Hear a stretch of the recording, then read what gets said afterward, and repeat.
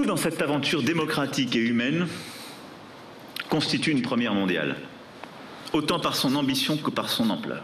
Et je vous confirme ce matin que j'irai au bout de ce contrat moral qui nous lie, en transmettant effectivement la totalité de vos propositions, à l'exception de 3 d'entre elles, les 3 jokers dont nous avions parlé en janvier, sur 149 sur lesquels justement je vais revenir. Je veux que toutes vos propositions qui sont prêtes soient mises en œuvre au plus vite. Certaines, les premières, en particulier toutes celles qui relèvent justement du champ réglementaire, seront abordées lors d'un prochain Conseil de défense écologique. C'est un Conseil des ministres restreint, dédié aux questions de biodiversité, d'environnement et de climat, d'ici fin juillet.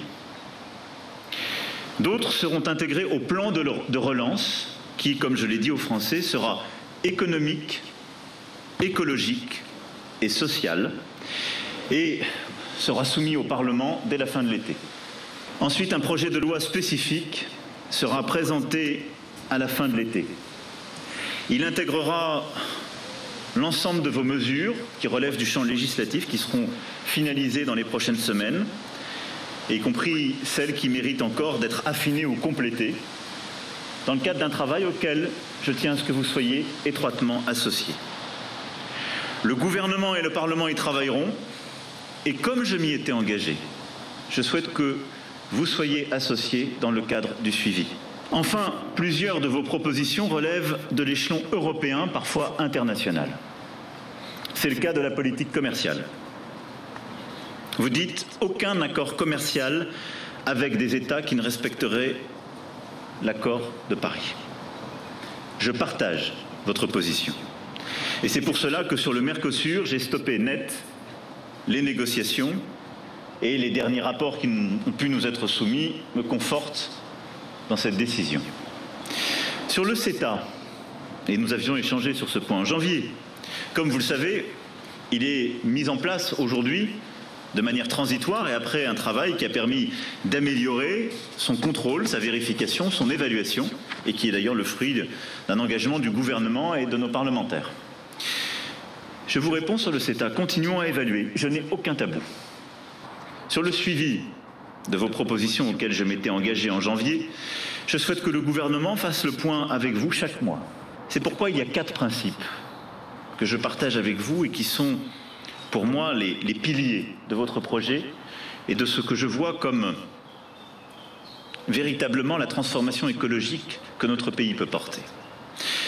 Le premier, c'est que vous avez assumé, décidé, et je le partage, de placer l'écologie au cœur du modèle économique. 15 milliards d'euros supplémentaires sur 2 ans seront injectés dans la conversion écologique de notre économie. Je suis en désaccord, j'avais dit que j'avais quelques jokers, avec la taxe de 4% sur les dividendes que vous proposez.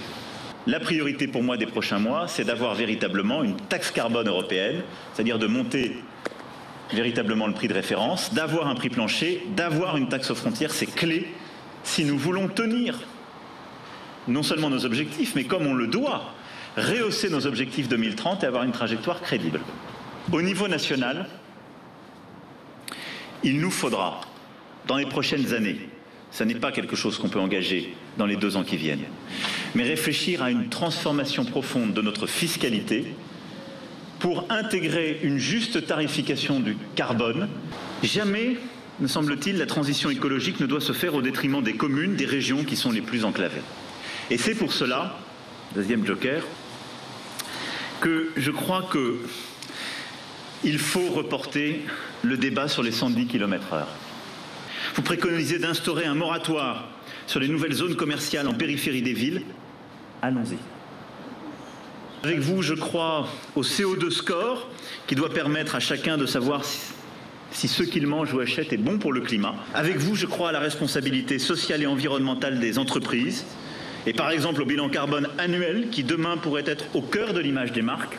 Vous proposez ainsi de réécrire le préambule de la Constitution en plaçant l'environnement au-dessus de nos valeurs, de nos autres valeurs fondamentales. Comme je vous l'ai dit en janvier, de là où je suis garant de nos institutions. Et mon rôle, c'est de veiller à tout ce qui pourrait mettre en cause l'équilibre des pouvoirs et les valeurs qui fondent la République. Or, telle que proposée, la rédaction pour le préambule menace de placer la protection de l'environnement au-dessus des libertés publiques, au-dessus même de nos règles démocratiques. Et c'est pourquoi je ne souhaite pas reprendre cette proposition. Par contre, vous proposez la réécriture de l'article 1er de notre Constitution. Et vous proposez d'introduire les notions de biodiversité, d'environnement, de lutte contre le réchauffement climatique dans notre texte fondamental. Je suis favorable à cette proposition.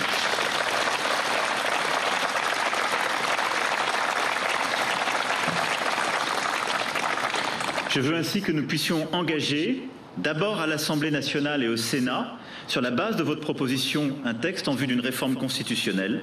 Je souhaite la voir aboutir d'ici fin 2021 et je suis prêt à recourir au référendum si celui-ci était alors constitutionnellement possible après le vote des chambres.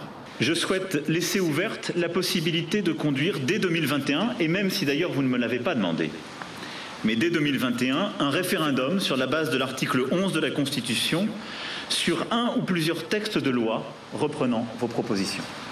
Je souhaite donc que se créent d'autres conventions citoyennes sur d'autres sujets.